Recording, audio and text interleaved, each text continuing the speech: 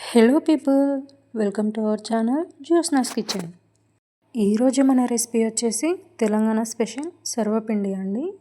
నేనైతే ఇక్కడ సొరకాయతో సర్వపిండి చేస్తున్నాను. తెలంగాణలో అసలు సర్వపిండి అంటే నచ్చని వాళ్ళు అసలే ఉండరండి. అలాంటిది ఒక్కసారి ఈ సొరకాయతో ట్రై చేసి చూడండి. సర్వపిండి చాలా అంటే చాలా బాగుంటుందండి. ఇక్కడ నేనైతే సొరకాయ సర్వపిండి కోసం ఒక సగం సొరకాయ ముక్కనైతే తీసుకున్నాను. దాన్ని ఇలా నీట్గా పీల్ తీసి మంచిగా వాష్ చేసుకోండి. వీడియోని మాత్రం ఎక్కడ స్కిప్ చేయకుండా చూడండి. ఒక్కసారి ఇలా చేసి చూడండి, తిన్న కొద్దీ మళ్ళీ తినాలనిపిస్తుంది. అంత బాగుంటుందండి టేస్ట్. ఇప్పుడు సొరకాయని తురుముకుందాం.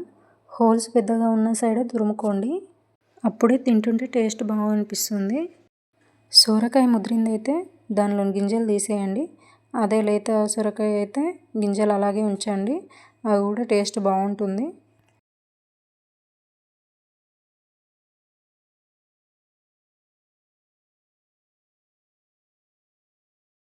ఇప్పుడైతే తురమడం కంప్లీట్ అయిపోయింది.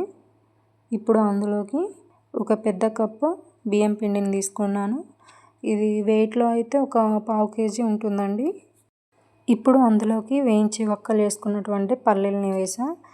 అలాగే ఒక 1/2 అవర్ అలా నానబెట్టినటువంటి శనగపప్పు కూడా యాడ్ చేసా. అలాగే మంచిగా వాష్ చేసుకున్నటువంటి నువ్వులు ఒక గుప్పడాన్ని యాడ్ చేసా. ఇప్పుడు ఆనియన్ యాడ్ చేస్తున్నా. అసలు సర్వపిండికి ఆనియన్ వల్లే టేస్ట్ వస్తుందండి. ఫైనల్గా కరివేపాకు, కొత్తిమీర, ఉప్పు, కారం అలాగే జీలకర్ర వేసి బాగా మిక్స్ చేసుకోండి.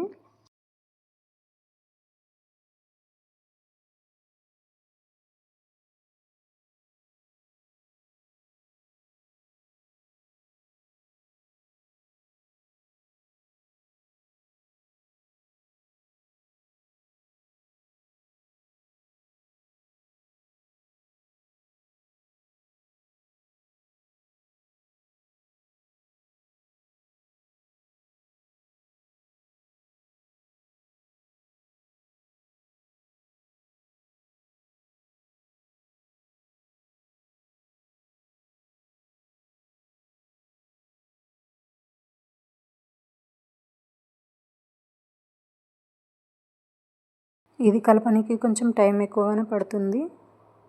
ఇలా కలుపుతుంటే సొరకాయలోని వాటర్ అంతా బయటకు వస్తుందండి. ఇందులో మళ్ళీ వాటర్ యాడ్ చేయాల్సిన అవసరం లేదు. సొరకాయలో వాటర్ కంటెంట్ ఎక్కువగా ఉంటుంది కాబట్టి మళ్ళీ ఇందులో వాటర్ యాడ్ చేయాల్సిన అవసరం లేదండి.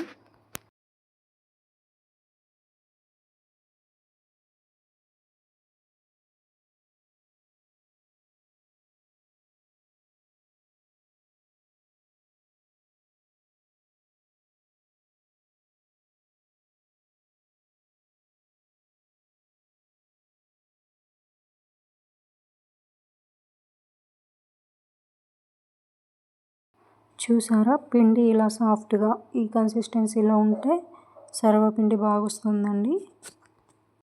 ఇప్పుడు సర్వపిండి పెట్టనీకైతే నేనైతే ఒక బౌల్ తీసుకున్నాను. అందులో కొంచెం ఆయిల్ వేసి బౌల్ మొత్తం స్ప్రెడ్ చేయండి. ఇలా స్ప్రెడ్ చేశాక ఒక బాల్ సైజ్ అంత పిండిని అయితే తీసుకున్నాను. దాన్ని ఇలా మధ్యలో పెట్టి అంతా సమానంగా ఒత్తుకోండి. ఇలా వేళ్ళకి కొంచెం ఆయిల్ అప్లై చేసుకొని ఒత్తుకోవడం వల్ల పిండి కూడా చేతులకు అంటుకోదు. మరీ పల్చగా పెట్టకండి, పల్చగా పెట్టడం వల్ల కింద తొందరగా అడుగంటుకుంటుంది. నేను ఎలా అయితే చేస్తున్నానో సేమ్ అలాగే చేయండి. టేస్ట్ మాత్రం చాలా బాగా వస్తుందండి. ఇలా చేసుకున్నాక మధ్య మధ్యలో హోల్స్ పెట్టండి. హోల్స్ పెట్టడం వల్ల మనం పైన ఆయిల్ వేసినప్పుడు ఆ హోల్స్ నుండి అంత కిందికి స్ప్రెడ్ అయిపోయి అంత ఈవెన్గా కాలుతుంది. ఇప్పుడైతే స్టవ్ పైన పెట్టేసుకున్నాను. దాని చుట్టూ మంచిగా ఆయిల్ వేయండి. ఆయిల్ వేసాక మూత పెట్టుకోండి. మూత పెట్టడం వల్ల పిండి అనేది మంచిగా ఉడుకుతుంది. స్టవ్ కూడా సిమ్లో పెట్టి మాత్రమే ఉడికించుకోవాలి. చూసారా ఎంత బాగా కుక్ అవుతుందో. మధ్యలో ఇలా కాలాక సైడ్స్కి కూడా తిప్పుకుంటూ ఆల్చుకోవాలి. నేనైతే ఒకేసారి 2 పెట్టేసుకున్నా. ఒకటి కాలేసరికి ఇంకొకటి పెట్టేసుకుంటే ఫాస్ట్గా అయిపోతాయండి. ఫైనల్గా సర్వపిండి అయితే అయిపోయిందండి. ఒక 2 నిమిషాలు అలా వదిలేసి ఇలా స్పూన్తో సైడ్స్కి ఇలా అనడం వల్ల మనం ఎలా అయితే పెట్టామో సేమ్ అదే షేప్లో వస్తుంది.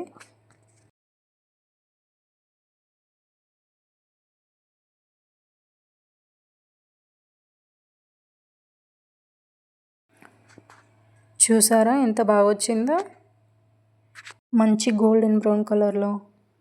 సర్వపిండి ఎప్పుడు కానీ ఇలా కాలితేనే మంచి టేస్ట్ ఉంటుందండి. ఈ వీడియో కనుక మీకు నచ్చినట్లయితే లైక్ చేసి నా ఛానల్ని సబ్స్క్రైబ్